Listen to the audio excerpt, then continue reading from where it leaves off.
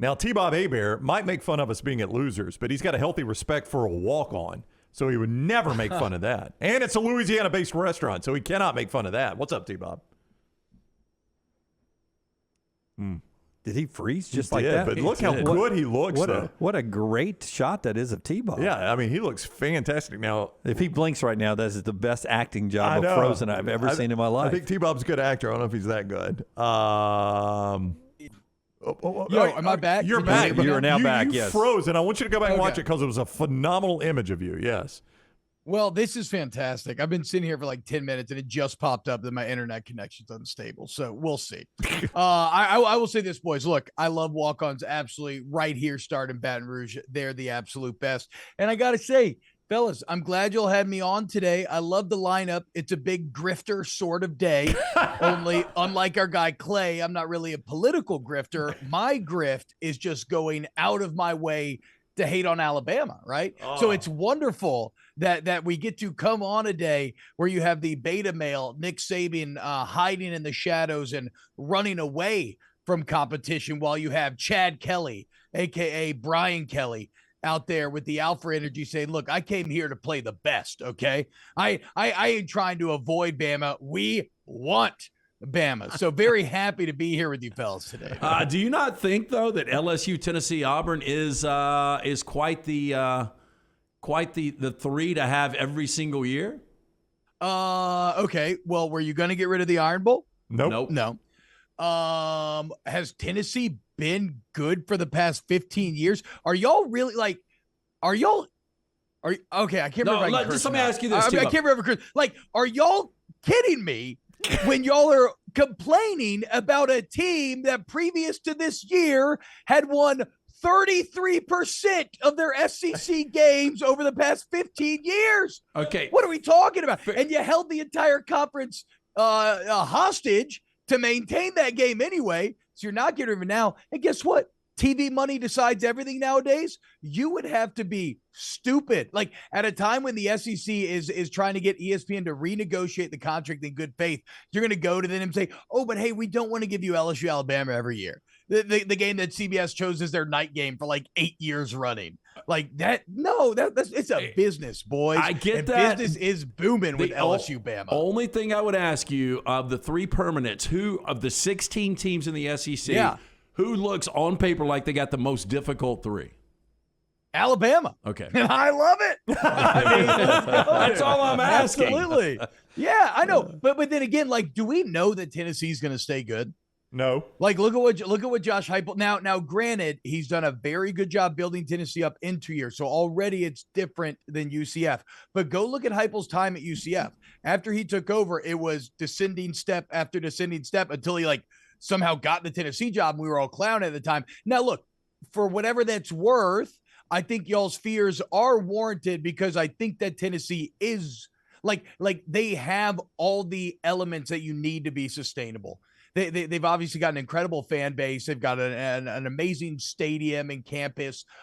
They have the resources where I think they could overcome what was their greatest liability at times, which is simply a geographical disadvantage, right? Like, they have buy-in from the fans. They can go pay kids to go play football there. It doesn't matter if Tennessee as a state doesn't have as much high school talent as in Alabama, Louisiana, or Georgia. Like, they can go into these areas to get their players.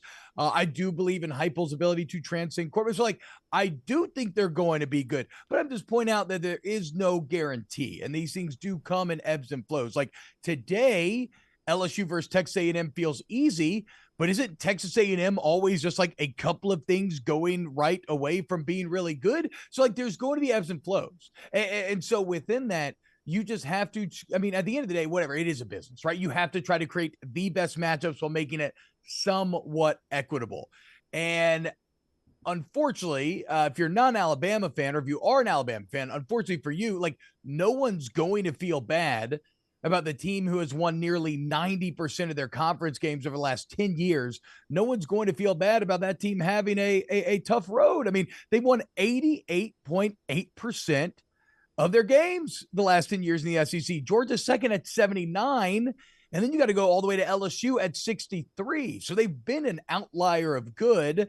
And so, yeah, you're the best. Okay, you're going to be challenged. And plus, at the end of the day, it is the push come to shove, like, you're not going to get rid of LSU Auburn. You're not going to get rid of LSU Tennessee. And you really shouldn't, of Alabama Auburn, Alabama TC. And you really shouldn't get rid of Alabama LSU either. I never like to get involved with good content or get away from good content. This is great content to have these discussions. But isn't it really all not that big a deal because we're going to play every team in the league every other year. So your schedule is going to be what it is every other year, right? So it's going to work out. So you've arrived at the dirty subtext that your producers don't want you to mention, right?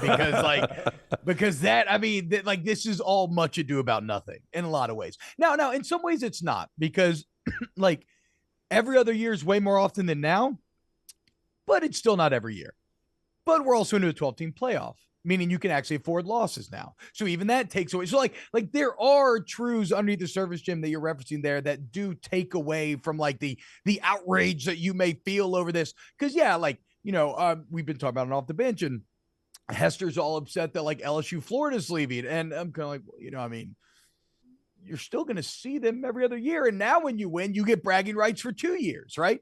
So if you have like an old rivalry where you really used to love to beat that team, well, there's even a little more on the line. And then you're going to get a chance to revenge. It's not like, I don't know, in this old system where if you beat a team at their stadium from the other half of the conference, like, you may not have to go back there for like 10 years or something crazy. So no, you're right, Jim. I mean, overall, the 9-game schedule, the 2024, the literal reforging of college football, the 2020 forging of college football, it's going to work out much better for the SEC, as from a pure spectator consumer standpoint, the schedule is going to be multiple orders of magnitude superior to what you've gotten these past, 15, 20 years.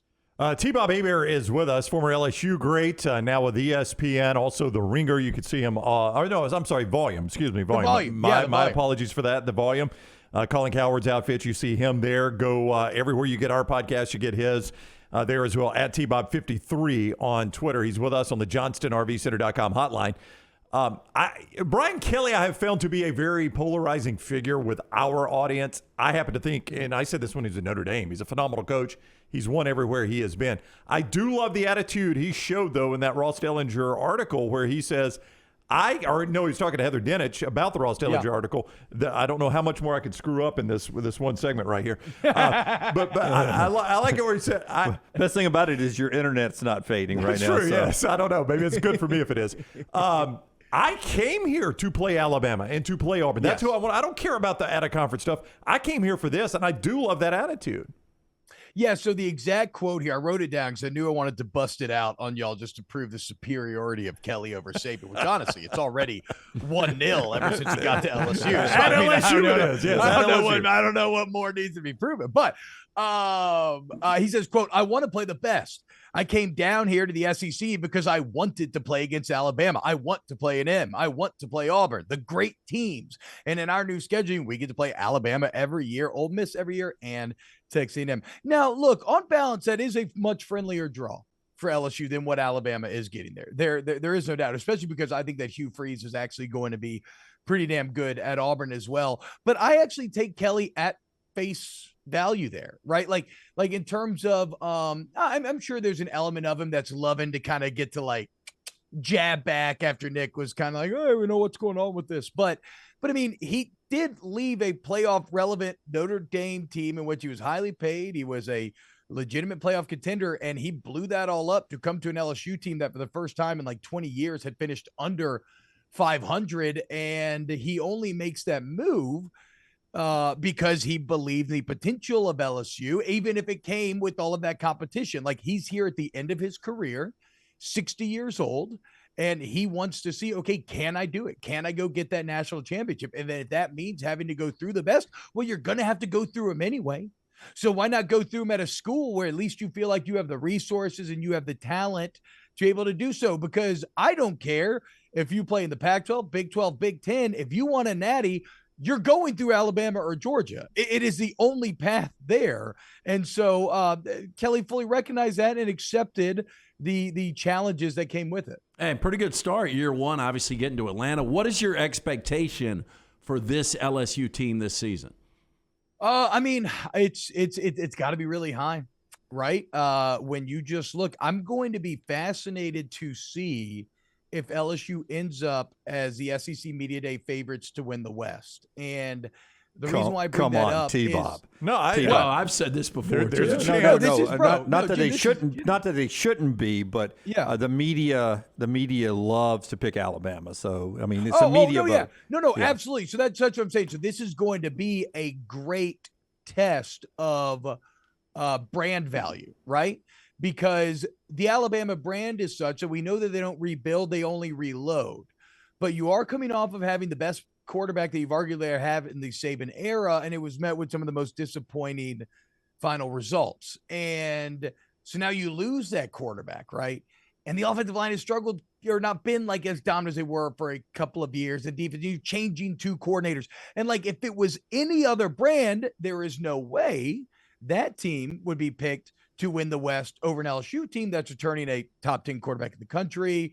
Both of their stellar freshman offensive tackles, which should get better and better. A defense that was great last year. I get like LSU's basically returning everybody. Alabama's returning nearly no one. It's year 2 of the Brian Kelly era. And yet I feel you. I think Alabama will be chosen at SEC Media Days to win the West. What I'm saying is this is the first year in about, 10 years where I feel like there's an actual objectively legitimate conversation to be had about somebody else being the favorite. And I believe that to be LSU. Yeah. So I think there is, and granted, look, if any of your listeners want to talk about my own personal biases, well, of course, right. We all have bias and it's impossible to try to separate it from our opinions. But I do think if you talk to national college football voices enough, you'll see that this is not an echo chamber sort of opinion. This is it's objectively that it's legitimate. Yeah, and the reason why, and LT actually has LSU to be in the college football playoff. He thinks they're that good this year, and it's because of Jaden back at quarterback, and there is a void of returning quality quarterbacks in the SEC this year. I mean, you guys will have maybe the best returning quarterback in the conference, and everyone else is sort of, Georgia, Alabama. A lot of people got new quarterbacks. Yeah, so On3 released their top 10 quarterbacks of the new season the other day, and first off, it just got me excited for college football. But it's got Caleb Williams at 1 and Drake May at 2, and there's Michael Penix and all these exciting names, and there's Jaden Daniels checking in at 7, right behind Jordan Travis and Hartman and Notre Dame's up there. But as interesting as who's on the list is who's not represented on the list. Okay, there's no Alabama quarterback on there. There's no Georgia quarterback on there. There's no Ohio State quarterback on there. And yet, those are the 3 teams that will have the best national championship odds. So it's a bit of a fascinating test case for in the sport of football where quarterback means more than anything else. Okay. If you're compared to chess, it is the queen, right? It has more value. It has a greater impact on winning and losing than any other position. The favorites to win the championship will be the ones who don't actually have answers at that position. And I'm not saying they shouldn't be the favorites because I think they should. I think they have the most talent. I think if you're Ohio State, you prove that you put a guy in there, he's going to throw 40, 50 touchdowns at this point, right? Georgia, I'm a bit more on the fence about. Bobo and Carson Beck, if it's him, they're going to roll through the regular season because their schedule's an absolute travesty and they deserve to be shamed and whipped through the streets for it. Is just an awful, pathetic, soft-ass, weak schedule. But when was Stetson great? Stetson and Monken were greatest in the greatest moments against the big ranked teams in the playoff, in the championship. I don't know that it's a guarantee that Bobo and Beck will be able to recreate that. So I have questions there. I have probably less questions at Alabama just because I've seen it from Alabama time and time again. And then at Ohio State at quarterback, whatever, like I said, that guy will throw 50 touchdowns. It's just, can he beat Michigan or not? It's early in 2023, but to me, the best show by far has been The Last of Us. Are you watching? What are your thoughts? So I'm a little behind, boys. I had a newborn in December, so I'm just kind of coming out of like the newborn hole. I've watched up to episode 3, the Nick Offerman episode, which was just unreal, dude. I mean, that here you have a a zombie show based off a video game. And granted, look, I never played The Last of Us, but I love video games, have my entire life. I know what a well-written and fantastic game The Last of Us 1 and 2 are judged to be by critics and fans. Still, if you look at the history of video game adaptations, it is littered with crap, just complete and utter crap. And so the fact that you could have a zombie show based off a video game and that told as an emotional story as they did in episode 3 within a single hour, a self-contained story, I was blown away. I mean, I was touched. It was amazing. And I'm excited to catch back up on Last of Us. I went to Disney. It's been a lot going on, dude. And plus now Mandalorian just came out. And so like, that's like my, you know what the real problem was too? Even though I've gamed my entire life, I haven't been hooked on a game in forever, in like well over a year, which is just wild for me. And then I started playing Harry Potter Legacy. And well, I've always loved Potter growing up, read all the books a bunch and everything. I don't know that I have a ton of I don't really care about living the Harry Potter story or those characters much. What I still love are the nostalgic feelings that the idea of Hogwarts gave me, right? Of this fantasy world. And I'll be damned if they did not do a spectacular job of giving you the opportunity to feel as if you are experiencing this fantasy world that you daydreamed about your entire childhood. Do you play online and talk shit to 13-year-olds when you're playing Harry Potter? Well, so as of now, I don't believe there's any multiplayer in Harry Potter. It's a single-player open-world game. But look, dude, I have talked shit to more 13-year-olds than are probably at your local public school. Okay?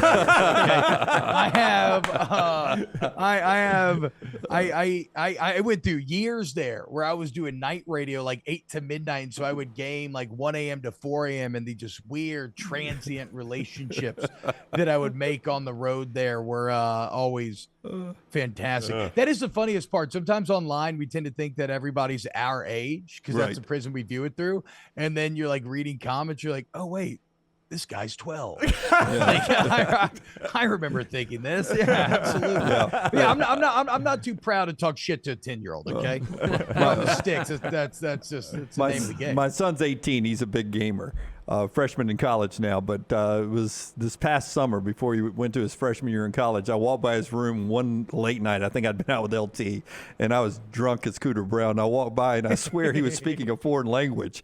And I said, "What are you doing?" He goes, "I'm playing online." I said, "Who are you talking to?" And he was talking to some guy he was playing with over in China. Yeah. And he's speaks a little Chinese. And I was like, I just felt like, thank God he doesn't have any state secrets, because I feel like he'd give them up online to him. Man. I wonder if he was probably playing like PUBG or something. I mean, so I thought he was literally speaking a different language. I mean, he was speaking some Mandarin mixed in there. But like, if you hear, like, if you're talking about any great competitive game, be it Overwatch, League of Legends, Counter-Strike, whatever, you could listen to conversations that would sound like a different language because of the lingo, right? And all the jargon and on certain maps, like the call outs, like what this bomb site's called, or, so yes, I completely understand that. It's like one of my favorite party tricks is talking to people's kids, and basically showing them that, like, I understand that what they're talking about. The parents are very confused as to what the hell we're discussing. Yeah, I was drunk on our Redmond vodka, so there is a chance he was just saying all the words you were just saying, and it sounded foreign to me. Yes. All right, he is T-Bob Hebert. Follow him on Twitter at T-Bob53. Off the bench with our guy Hester as well, 7 to 10 down there in Baton Rouge. And the Volume Sports with Aaron Murray. Snaps is the podcast. Snaps with Aaron Murray. You can just Google Snaps Podcast. It's right there. Come hang out. It's very fun. Yeah, by the way, a lot of combine talk on that right now. By the way, Brown giving you props for all your other ventures. Right. He has stumbled through this much like Alabama did in the fourth quarter down in Baton Rouge this year. Surviving events. Oh, what a fourth quarter it was, boys. Love it. And that's the other thing about LSU Alabama. I'm like, okay, I don't want to bail now. I just watched Les Miles get his ass kicked for like a decade. Now that you got Brian Kelly, let's let this thing percolate. Let it simmer a little. Goes. Yeah, that's right. All right, boys. Hey, y'all have a great day. Great show. Always fun to be here. Yeah, thank you, T-Bob. Take care, man. T-Bob Hebert with us on the JohnstonRVCenter.com hotline. Always very entertaining with T-Bob.